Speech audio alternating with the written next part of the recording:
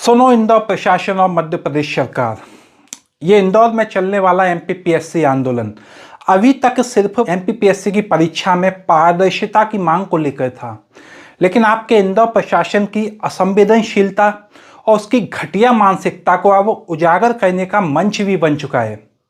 यहाँ पर आपने देखा होगा लड़कियाँ ठंड में सड़कों पर अपने अधिकारों के लिए लड़ रही हैं, लेकिन आपने उनके लिए मानवीय गरिमा का प्रश्न खड़ा कर दिया है। यही है आपकी मानवता, यही है आपका महिला सशक्तिकरण।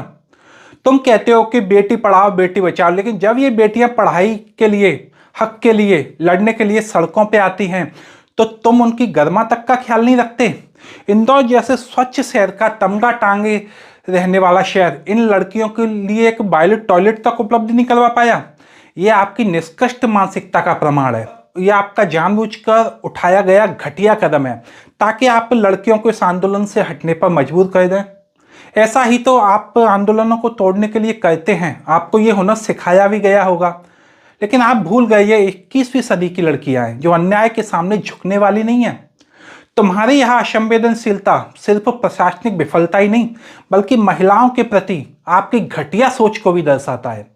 क्या तुम्हें अंदाजा भी है कि खुले में या किसी नज़दीक में निवृत्त होने की मजबूरी एक महिला के लिए कितनी असम्मानजनक और पीड़ादायक हो सकती है?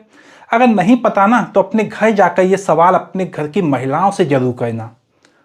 क्या तुम्हें शर्म नहीं आती कि लड़कियां आंदोलन के बीच अपनी गरिमा बचाने के लिए भी संघर्ष कर रही हैं? आपने उनके लिए गरिमा का प्रश्न खड़ा कर दिया है।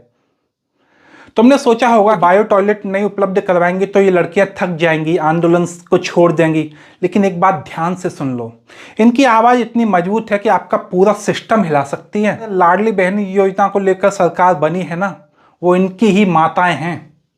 तुम्हारी ये सोच कि बेटियां आसानी से हार मान लेंगी तुम्हारी सबसे बड़ी भूल है। ये वही बेटियां हैं जिन्होंने हर मुश्किल में इतिहास लिखा है। और ये देख लीजिए, आपने बायो टॉयलेट उपलब्ध नहीं करवाए ना, लेकिन फिर भी आपके खिलाफ डटकर खड़ी हुई है। और आपकी व्यवस्थाएं हैं किसके लिए? सामान्य जनता के लिए तो है नहीं, आपकी व्यवस्थाएं हैं वीआईपी लोगों के लिए। जब वीआईपी लोग आते हैं तो आप किस तरीके से चादर बिछा देते हैं।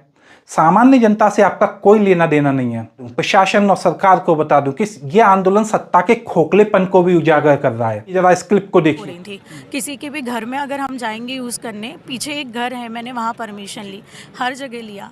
एक मतलब बोलना चाहिए टीन के जिसकी दरवाज़ा बंद नहीं होता, हमने वहाँ पर भी जाकर बात करी।